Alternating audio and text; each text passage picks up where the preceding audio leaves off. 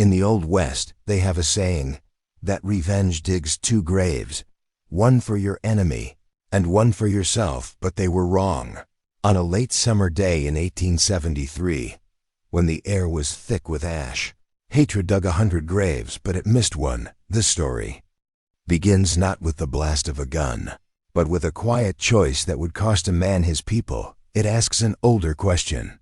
What happens when a man who has already lost everything finds the one thing he is not allowed to save? At the heart of the ruin stood the settlement's main gate, its promise of welcome. Twisted into a gruesome spectacle, a figure was silhouetted against the ash-gray sky, a young woman suspended from the highest beam. Her name was Clara May, 19 years old. A dark crust of blood matted her hair at the temple. Her feet were bare, her simple dress ripped and stained with the soot of her own burned world.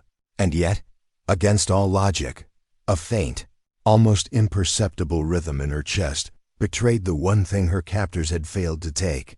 She was still breathing. Next to her, a slab of wood had been hammered to the gate. On it, scrawled in a brutal red pigment, were two words that served as both a claim and a verdict: Indian land. A handful of warriors remained, their mounts grazing on what little grass survived. Their leader, a man with streaks of ochre and black still marking his face, gestured toward the gate. Let the lesson be seen. This is the price for stolen ground. Another, barely a man, looked away, his jaw tight with a conflict he dared not speak. But a third figure, who had stood apart from the others, now moved. He was built lean, clad in buckskin that seemed to melt into the twilight. His name was Tyenne, though he was Comanche. The inferno of vengeance that burned in the other's eyes was absent in his. His gaze was still, deep, and fixed on the girl. He saw the flicker of life she held onto, the split lip, the way she fought for every breath. The debt is paid, Tyenne said, his voice low but clear. She's human. Without another word, he drew a well-honed knife from its sheath and started up the gate's support post. That rope binds you to this tribe, Tyenne, the leader warned, his voice a low growl. Cut it, and you cut yourself off with it. Tyenne didn't answer. He reached the crossbeam, his shadow falling over the girl. For a moment, he paused. Then, with a single decisive motion, his blade bit through the fibers of the rope. She fell, not with a crash, but a sigh, collapsing into his arms like a broken doll whose strings had been cut. He descended with a slow, deliberate grace, cradling her with a tenderness that defied the scene around them. The other warriors watched, their faces a mix of contempt and grudging respect, but none moved to stop him. Tyenne carried her through the skeletal remains of the settlement, past the ghosts of lives extinguished, his back straight, his purpose clear. He didn't look back. He just walked on, leaving the ruin and its brutal justice behind him. The place he brought her to was a memory, a forgotten shelter, nestled beneath a ridge and half swallowed by brush, the kind of place no one claimed anymore. He carried her inside and laid her on a small bed of woven grass. The air smelled of damp wood and moss. He started a fire, poured water from his canteen, and soaked a cloth to press against her brow. When she woke, it was to the taste of terror. A scream tore from her throat, raw and sharp. Get away from me. She scrambled toward a corner, wincing as pain flared in her ribs. Tyenne simply backed away. Without a word, he set the wet cloth beside her and left the hut, letting her breathe. That night, she didn't sleep, neither did he. By morning, she had tried to run. She stumbled down the hill, made it to the trees, but her ankle gave way and she fell hard when she came to. Her face was pressed into pine needles. Tyenne appeared silently and crouched beside her. Don't touch me, she rasped. He did not. He simply waited. When she could no longer breathe from the pain, she turned her face away. He lifted her again, slow and steady, and carried her back to the shelter. He did not speak. He did not scold. The second time she tried to escape, it was at dusk. She crawled toward the creek and fainted at its edge. He found her slumped in the mud, The third time she did not try, but when she opened her eyes and found herself once again wrapped in a blanket, her anger boiled over. She shoved the blanket off. "Why don't you kill me like the others?" Tyenne sat across from her, his hands open on his knees. "I didn't burn your home," he said quietly. "But I saw who did." She stared, breathing hard. "My people," he continued. "Comanche, Kiowa, Cheyenne. They did this, I won't lie." Her lip trembled. "If they took a home from you," he said, "then I will give one back." She flinched, unsure if it was kindness or another form of control. He rose slowly and left later. The smell of broth drifted in. He returned holding a clay bowl, steam rising from the rim. He knelt and offered it to her. She didn't take it. Her swollen wrist made it impossible.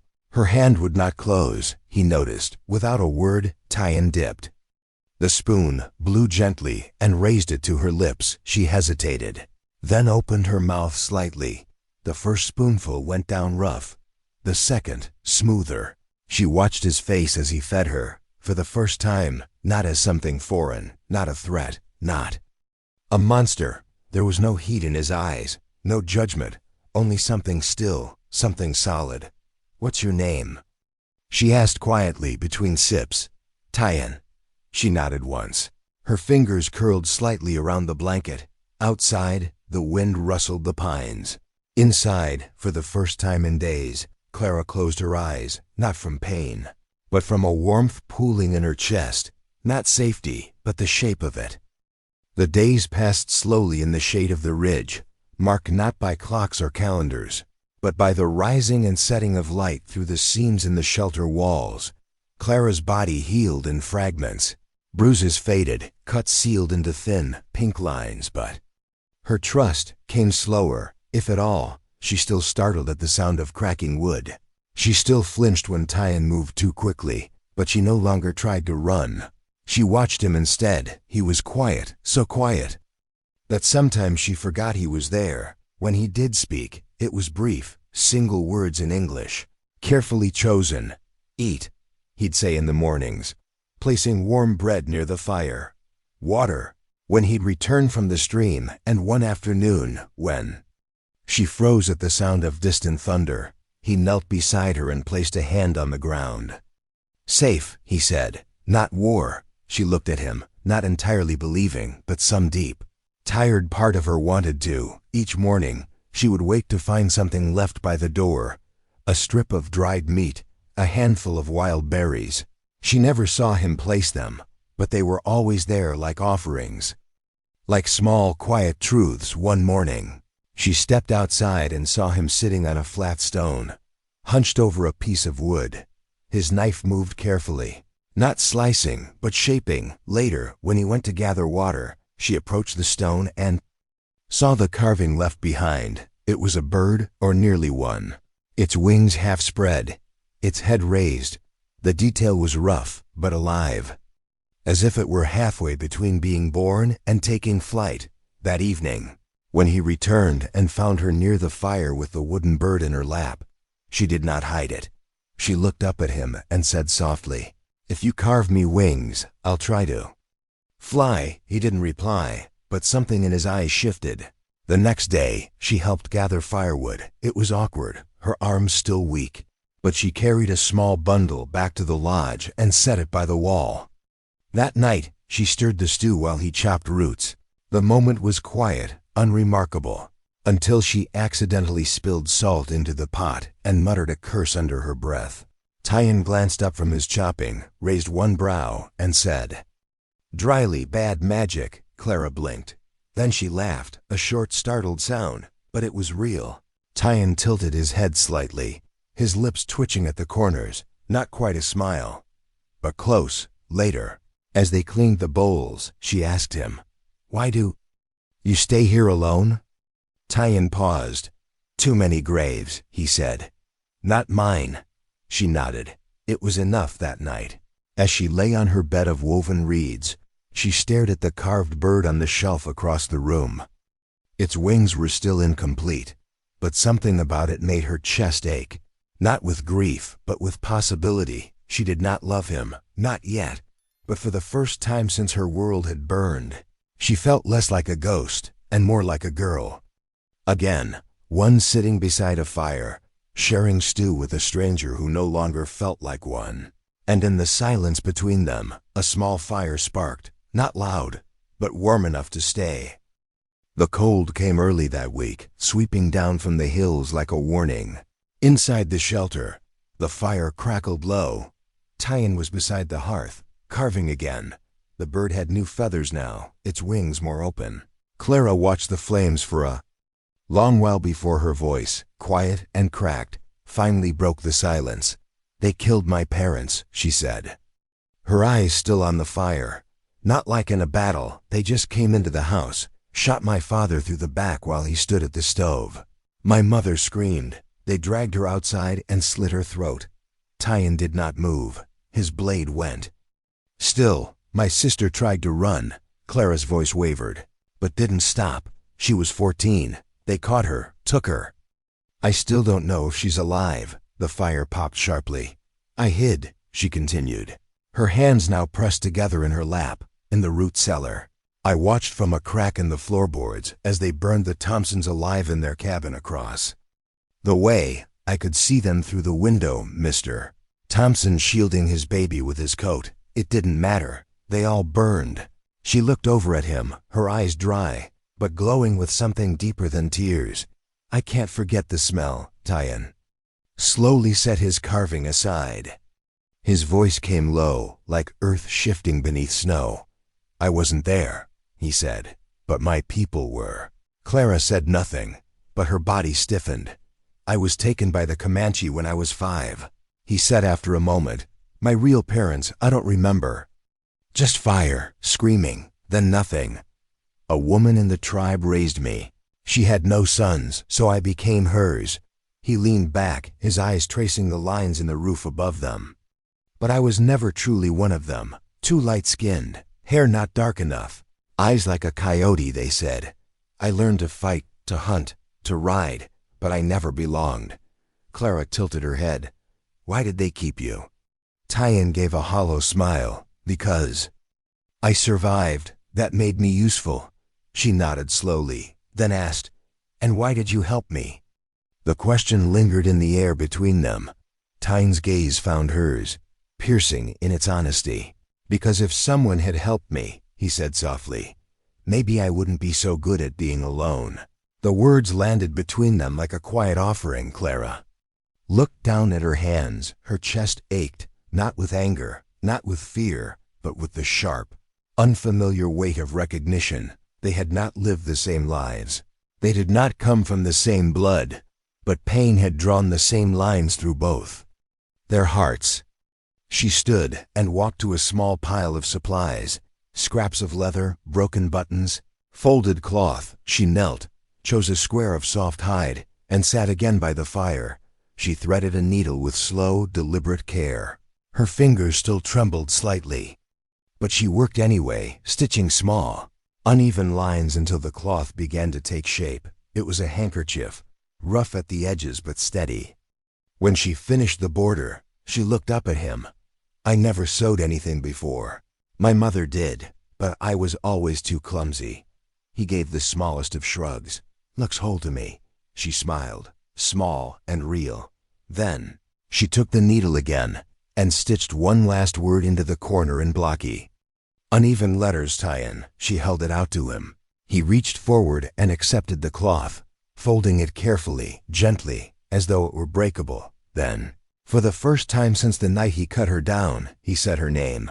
"Clara." She met his eyes, not as a Comanche, not as a girl lost in war, but as two people who had been scarred by the same fire, just from different sides of the flame. The morning was still, the kind of quiet that comes before something breaks. Fog draped the trees outside their shelter, muffling bird song and breeze. Tyenne had gone to check snares by the ravine.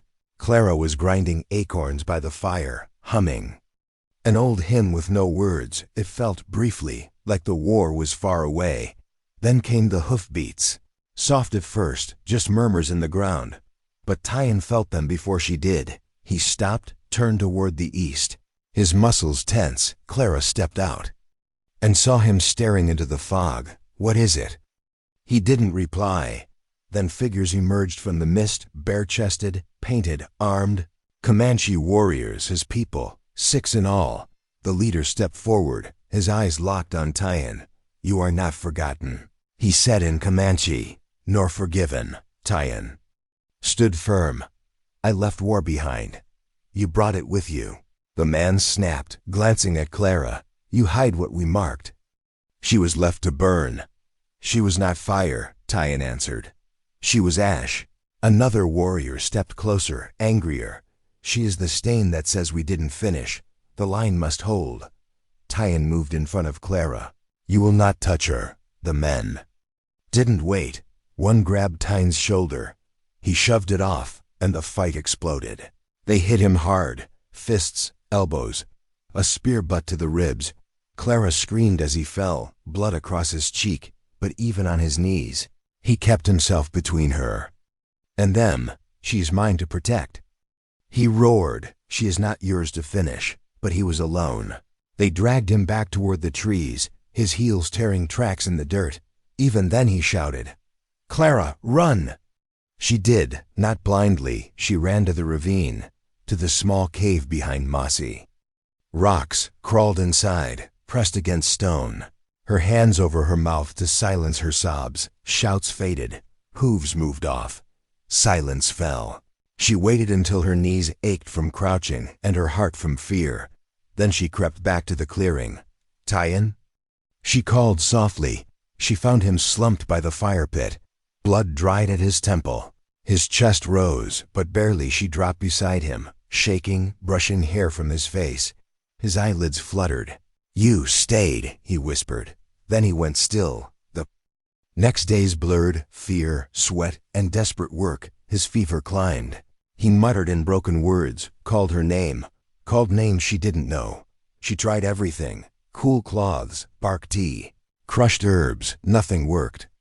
On the 5th morning, exhausted and hollow, she packed a small satchel, tied a knife to her waist, and left. She pushed through thorns, dug moss at stream edges, scraped willow bark with bleeding hands.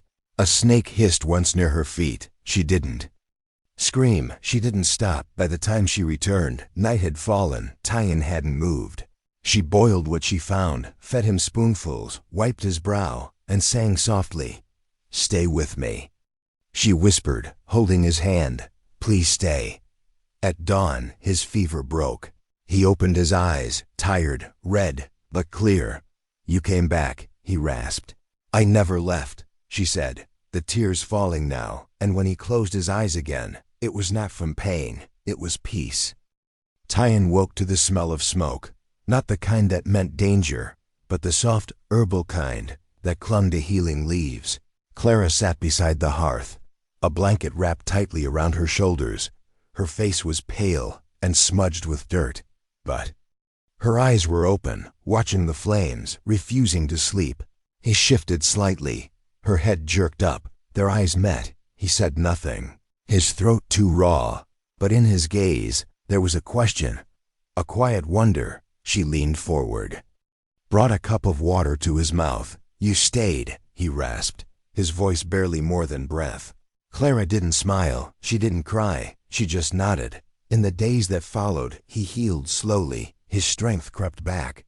One muscle at a time, Clara brought him broth, changed his bandages, and never mentioned leaving, not once. Every morning, she would wake to find something placed just outside the door.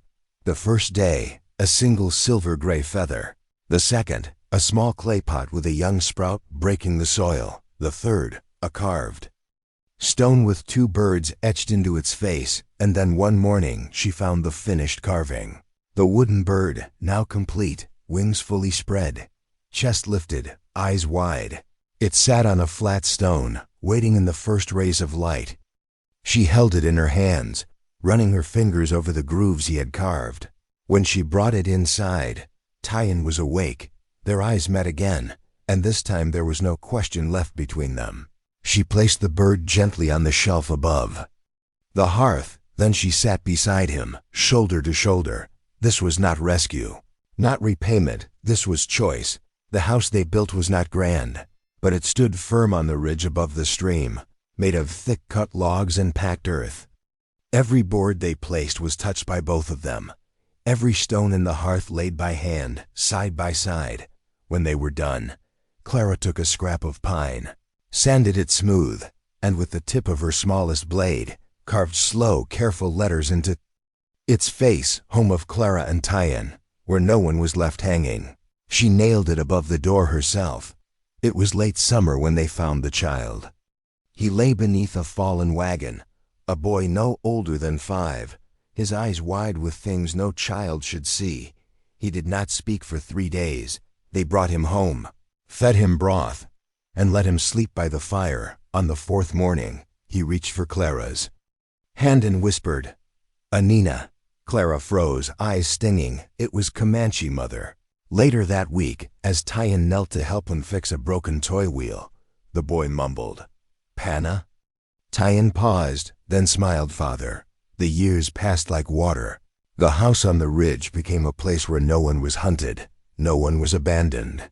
Travelers passed through, traders, wanderers, those without maps. All were fed, all were safe. One autumn, long after the child they raised had become a man with children of his own, a group of government men arrived. They brought maps and plans for a rail line that would run right through the ridge. "Progress is coming," the eldest one said. "We can offer fair payment." Clara stood at the doorway, her hands dusted with flour. "That roof," she said calmly, "was stitched together after a war. Those walls were built with hands that used to bleed." She looked at the men, her eyes clear and sharp. "This was built not on land, but on grief and grace. We won't sell that." Tyenne emerged beside her, silent as ever. He looked at Clara, and he nodded. A week later, a new sign was hammered into the earth at the start of their path. Carved into the wood were the words, "Not Indian land, not white land, just loved land," and on warm days, they would sit beneath the old oak tree as their grandchildren played, calling them Enna and Panna every night.